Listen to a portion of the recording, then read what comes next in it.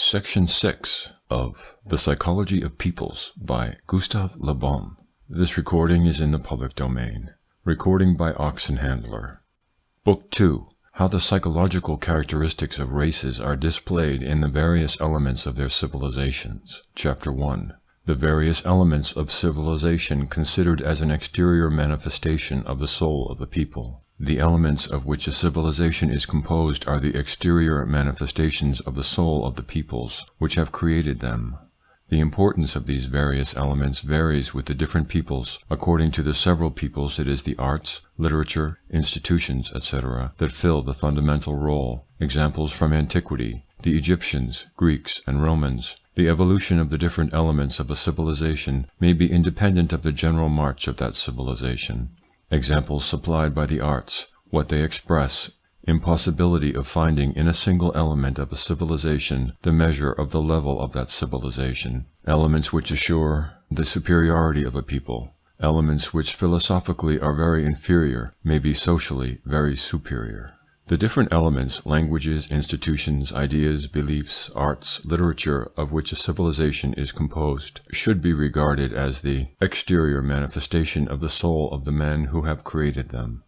The importance, however, of these elements as the expression of the soul of a people varies greatly with the period and the races. Few books relating to works of art appear at the present day that do not contain the statement that works of art are the faithful rendering of the thought of peoples and the most important expression of their civilization.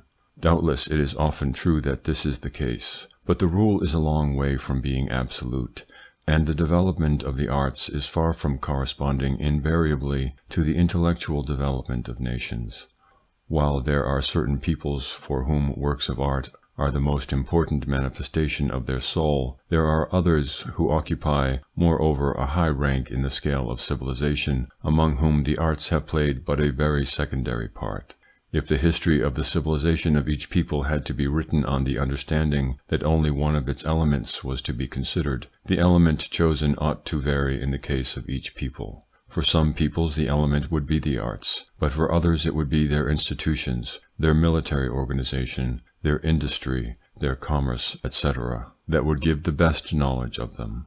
It is important to establish this point at the outset, for it will enable us later to understand how it is that the various elements of a civilization have undergone very unequal transformations when transmitted from one people to another. Among the peoples of antiquity, the Egyptians and Romans offer highly characteristic examples of this inequality in the development of the various elements of a civilization, and even in the various branches of which each of these elements is composed. Let us begin by considering the Egyptians. Their literature was always very weak, their painting of very poor quality. In architecture and statuary, on the contrary, they produced masterpieces. Their monuments will excite our admiration. The Egyptian statues that have come down to us, the scribe, the Sheikh al-Beled, Rahotep, Nefertari, and many others, would still be models at the present day, and it was only during a very short period that they were surpassed by the Greeks. With the Egyptians let us compare the Romans, whose role in history was so preponderating. They lacked neither educators nor models, since they came after the Egyptians and Greeks, and yet they did not succeed in creating a personal art. No people perhaps has ever displayed less originality in its artistic productions. The Romans held the arts in very slight esteem, scarcely regarding them from other than a utilitarian point of view, and looking on them merely as a sort of imported article, analogous to the other products such as metals, aromatics, and spices for which they were indebted to foreign peoples. At the period when they were already masters of the world, the Romans had no national art, and even later on, when universal peace, wealth, and the needs of luxury somewhat developed their weak artistic sentiments, it was always to Greece that they went for models and artists. The history of Roman architecture and sculpture is scarcely more than an appendix to the history of the sculpture and architecture of Greece. On the other hand, this great Roman people, which was so inferior in the arts, developed three other elements of civilization to the highest pitch. It possessed military institutions, which ensured it the empire of the world, political and juridical institutions which still serve us as models, and finally it created a literature which for centuries has been the source of inspiration of our own. We thus have a striking example of the unequal development of the elements of the civilization in the case of two nations whose high degree of culture cannot be contested, and we can divine the errors that would result from taking as sole standard but one of these elements, the arts for example. We have just found that among the Egyptians the arts, with the exception of painting, were extremely original and remarkable, while literature, on the contrary, did not rise above mediocrity. Among the Romans the arts were mediocre and without a trace of originality, but they shone in the field of literature, and their military and political institutions were of the highest order. The Greeks themselves, though one of the peoples that has displayed the most superiority in the most different fields, may also be cited in proof of the unequal way in which the development of the various elements of the civilization proceeds. At the Homeric epoch their literature was already very brilliant, since the songs of Homer are still regarded as the models with which the students of the European universities are condemned to saturate themselves, a view that has been taken for centuries past. But the discoveries of modern archaeology have proved that, at the period to which the Homeric songs belong, Greek sculpture and architecture were grossly barbarian and confined to crude imitations of Egyptian and Assyrian art. However, it is more especially the Hindus that furnish us with an example of the unequal development of the different elements of a civilization. As regards architecture, they have been surpassed by very few peoples. As regards philosophy, the depth of their speculations has only been attained to by European thought at a quite recent date. In literature, if they do not reach the level of the Greeks and Latins, they have nevertheless produced admirable work. Their statuary, on the contrary, is mediocre, and much below that of the Greeks. In the domain of science and in that of historical knowledge they have absolutely nothing to show, and they exhibit an absence of precision that is not met with to an equal degree in any other people.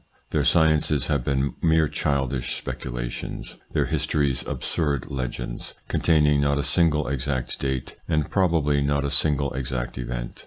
In their case, once again, the exclusive study of the arts would be insufficient to determine the level of their civilization. Many other examples might be adduced in support of what precedes. There are races which, although they have never occupied an absolutely superior rank, have succeeded in creating an absolutely personal art bearing no visible relation to anterior models. The Arabs are a case in point.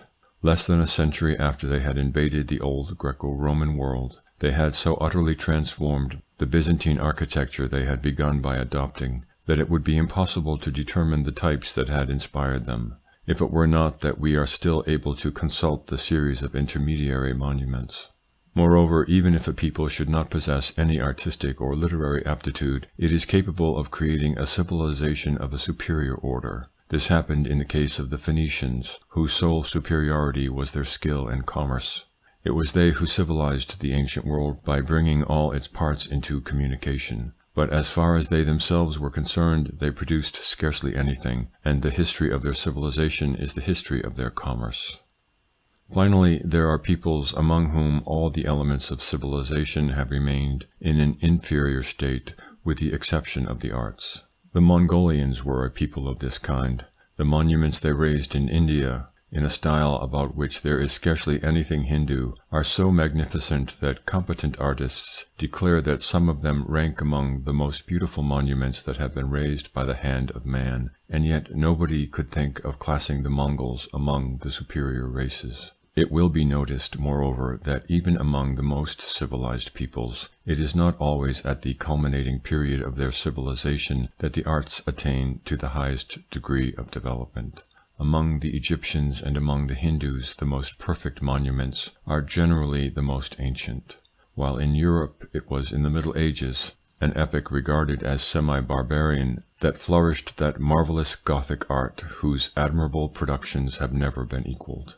In consequence, it is quite impossible to judge of the level of a people solely by the development of its arts, which constitute, I repeat, but one of the elements of its civilization, and an element whose superiority is not proven, any more than the superiority of literature is proven. It often happens, on the contrary, that it is among the peoples at the head of civilization, the Romans for instance, in ancient times, and the Americans at the present day, that artistic productions show the most weakness. Frequently, too, as we just remarked, it has been in semi-barbarous ages that the peoples have produced their literary and artistic masterpieces, their artistic masterpieces more especially.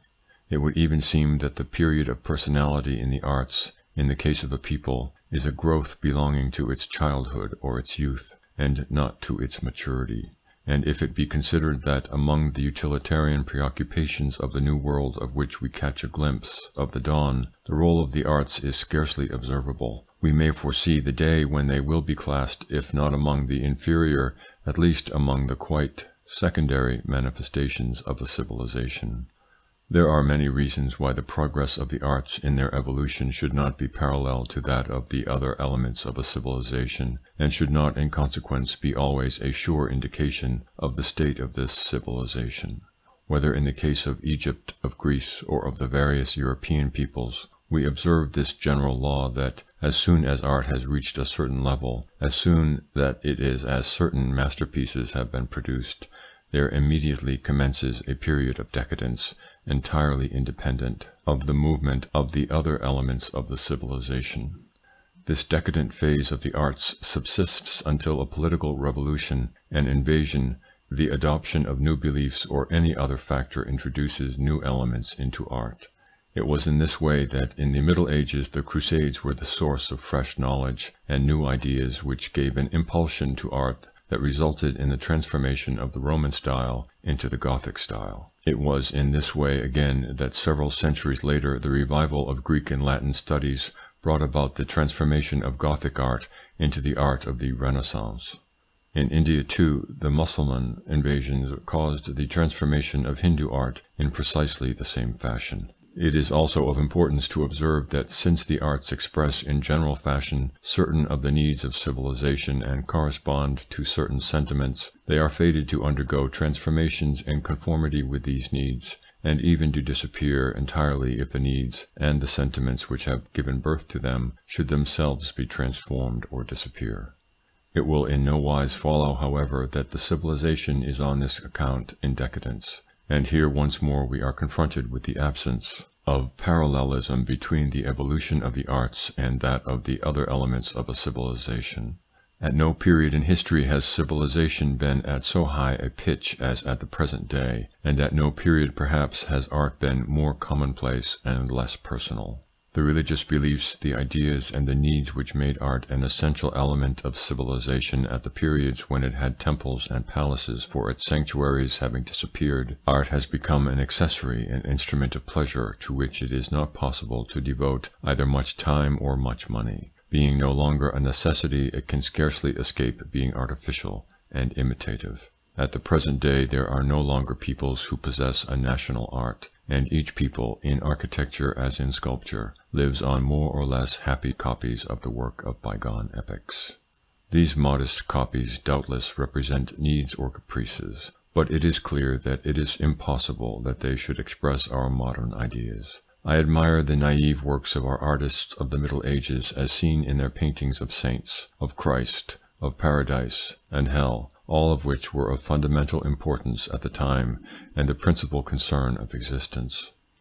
But when painters who no longer entertain these beliefs cover our walls with primitive legends or childish symbols in an attempt to return to the technique of another age, they merely produce wretched imitations without interest for the present and destined to arouse contempt in the future.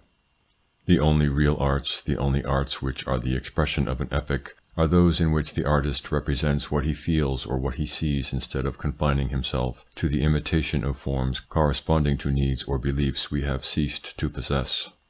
The only sincere painting of the present day is that which reproduces the things by which we are surrounded, just as the only sincere architecture is that of the five-storied house, the viaduct, and the railway station. This utilitarian art corresponds to the needs and ideas of our civilization. It is as characteristic of the epoch as were formerly the Gothic church and the feudal castle.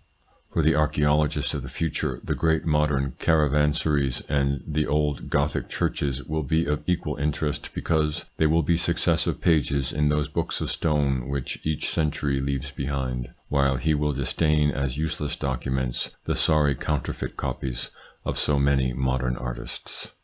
Every aesthetic system represents the ideal of an epoch and of a race, and for the sole reason that epochs and races are different, the ideal must constantly be varying. From the philosophic point of view, all ideals are of equal worth, for they constitute more transitory symbols.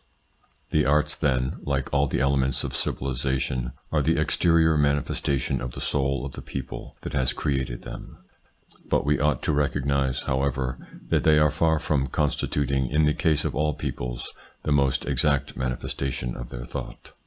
This demonstration was necessary, for the importance in the case of a given people of a given element of civilization is a measure of the power of transformation which that people brings to bear on the element in question when it borrows it from a foreign race. If its personality displays itself more especially in the arts, for example, its reproductions of imported models are sure to be deeply marked by its own imprint. On the contrary, it will transform but very slightly the elements that are incapable of serving to interpret its genius. When the Romans adopted the architecture of Greece, they did not make it the object of radical modifications, because they did not put what was most characteristic of their soul into their monuments. Still, even in the case of such a people as the Romans, who were without a personal architecture, and who were constrained to go to the foreigner for their models and their artists, art is obliged in the course of but few centuries to undergo the influence of environment and to become, almost in spite of itself, the expression of the race that has adopted it. The temples, palaces, triumphal arches, and bas-reliefs of ancient Rome are the work of Greeks or of pupils of the Greeks, and yet the character of these monuments, their destination, their ornaments, even their dimensions, do not arouse in us the delicate, poetic memories of the Athenian genius, but rather the ideas of force, of domination, and of military passion with which the mighty soul of Rome was imbued. Thus, even in the field in which it shows itself least personal, a race can accomplish nothing that does not bear some trace of the fact that it was due to its initiative, and without revealing something of its mental constitution and innermost thought. The explanation is that the true artist, whether architect or poet, possesses the magic faculty of expressing in his synthesis the soul of an epoch and of a race, very impressionable, very unconscious. Thinking more especially in images and reasoning but little, artists are at certain epochs the faithful mirrors of the society in which they live. Their works are the most exact documents to which recourse can be had with a view to evoking a vanished civilization. They are too unconscious not to be sincere, and too impressed by their surroundings not to give faithful expression to the ideas, sentiments, needs, and tendencies of their environment. They are not free to create what they choose, and the fact constitutes their strength. They are imprisoned in a network of traditions, ideas, and beliefs, the sum total of which constitutes the soul of a race and an epoch, the inheritance of sentiments, thoughts, and inspirations whose influence is all-powerful over them because it governs the obscure regions of the unconscious in which their works are elaborated. Were we without these works, and did we know nothing of the vanished centuries but what is related of them in the absurd narratives and artificial arrangements of the books of history, the real past of each people would be almost as great an enigma to us as that of the mysterious Atlantiades, submerged, according to Plato, by the waters. The essential characteristic, then, of the work of art is to be the sincere expression of the needs and ideas of the age that gives it birth. Of all the various languages which relate the story of the past, works of art, those of architecture in particular, are the most intelligible. More sincere than books, less artificial than religions and languages, they express both the sentiments and the needs of their period. The architect builds the dwelling places of men and those of the gods, and it was always within the precincts of the temple or those of the house that were elaborated the first causes of the events which constitute history. We may conclude from what precedes that while the various elements of which a civilization is composed are indeed the expression of the soul of the people that has created them, certain of these elements, though which of them varies with the races and also with the epochs in the case of the same race, are a more exact expression of the soul of a race than others. Since, however, the nature of these elements varies with the different peoples and the different epochs, it is evident that it is impossible to find a single element capable of serving as a common standard, whereby to gauge the level of the different civilizations. It is also evident that a hierarchical classification cannot be established among these elements, for the classification would vary from century to century, the importance of the elements considered varying itself with the periods. If the value of the diverse elements of a civilization were to be judged solely from the point of view of pure utility, it might be affirmed that the most important elements of a civilization are those which allow one people to subject another, that is to say, military institutions. But if this test were adopted, it would be necessary to rank the Greeks, a nation of artists, philosophers and writers, after the Romans with their invincible cohorts, the virtuous and learned Egyptians, after the semi-barbarian Persians, and the Hindus after the Mongols, who were also semi-barbarians. History is but little concerned with these subtle distinctions. The only superiority before which it always bows is military superiority, which is very rarely accompanied by a corresponding superiority in the other elements of civilization, or at least does not long allow the maintenance of its side of this latter superiority. Unfortunately, military superiority cannot decline among a people without that people being fated to disappear. It has always been when they had reached the apogee of civilization that the superior peoples have had to retire before barbarians, much their inferiors as regards intelligence, but possessing certain qualities of character and warlike aptitudes to which too refined civilizations have always been fatal. It is necessary in consequence to arrive at the saddening conclusion that it is the elements which, philosophically speaking, are inferior that are the most important from the social point of view. If the laws of the future are to be those of the past, it may be said that to have attained to too high a degree of intelligence and culture is what is most harmful to a people. Peoples perish as soon as the qualities of character which form the groundwork of their soul begin to decline, and these qualities decline as soon as the civilization and intelligence of a people reach a high level. End of section 6.